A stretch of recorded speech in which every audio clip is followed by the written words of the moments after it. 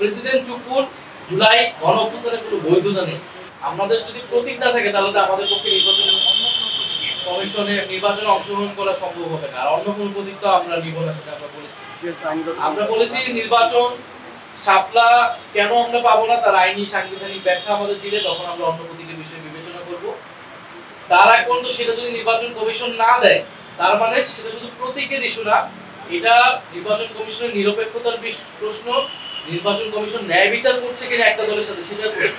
ফলে যে নির্বাচন কমিশন আমাদের নিবন্ধন এবং প্রতীক বিষয়ে আমাদের সাথে ন্যায় বিচার করে না, তার অধীনে নির্বাচনে গিয়ে আমরা নিরপেক্ষতা এবং ন্যায় বিচার পাবো, সঠিক ফলাফল পাবো, সেটাও তো আমরা বিশ্বাস করতে পারছি।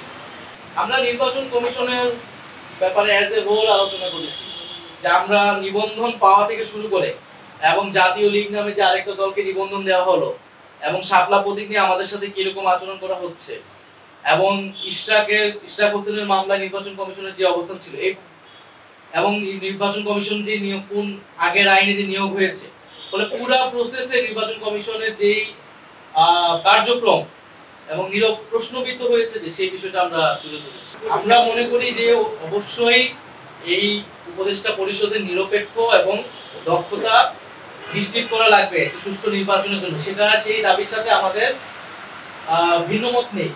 কিন্তু এই উপদেষ্টা পরিষদ পুরো পরিবর্তন করে তত্ত্বাবধায়ক সরকার নিয়ে আসায় এইটার আসলে সুযোগও নেই আইনগতভাবে, কারণ তত্ত্বাবধায়ক সরকারের বিষয়টাই পুরো জুলাই সনদের অধীনে আওতাভুক্ত আছে। যদি তত্ত্বাবধায়ক সরকার আপনি গণভোটের আগেই সেটাকে বাস্তবায়ন করতে চান তাহলে নির্বাচন কমিশনও পুনর্গঠন করতে হবে জুলাই সনদের আইন অনুযায়ী বা সেখানকার ঐক্যমত অনুযায়ী।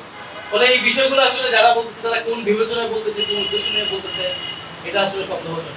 আমরা এটা স্পষ্ট করেছি যে জুলাই সনদের সাংবিধানিক আদেশ সেটা বিদ্যমান সংবিধানের অধীনে সম্ভব নয়, সেটা প্রেসিডেন্টই দিক অথবা প্রধান উপদেষ্টাই দিক।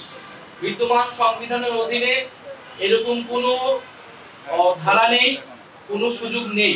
ফলে এই সাংবিধানিক আদেশ জারি করতে হলে আপনাকে সংবিধানের বাইরে আসতে হবে, সেটা একটা এক্সট্রা কনস্টিটিউশনাল ম্যাটারই হবে। ফলে এই এক্সট্রা কনস্টিটিউশনাল ম্যাটারের বৈধতা হবে জুলাই গণ অভ্যুত্থান। জুলাই গণ অভ্যুত্থানে জনগণের যে সার্বভৌম ক্ষমতা এসেছিল তার ভিত্তিতেই জনগণ সংস্কার এবং পরিবর্তন চেয়েছে এবং সেই অনুযায়ী এই সাংবিধানিক আদেশ জারি করা হবে। ফলে এই সাংবিধানিক আদেশ জারি করতে হলে প্রেসিডেন্ট চুপুর জুলাই গণ অভ্যুত্থানের কোনো বৈধতা নেই, বরং তার আগের আমলের ফ্যাসিস্ট আমলের নিয়োগকৃত রাষ্ট্রপতি তিনি।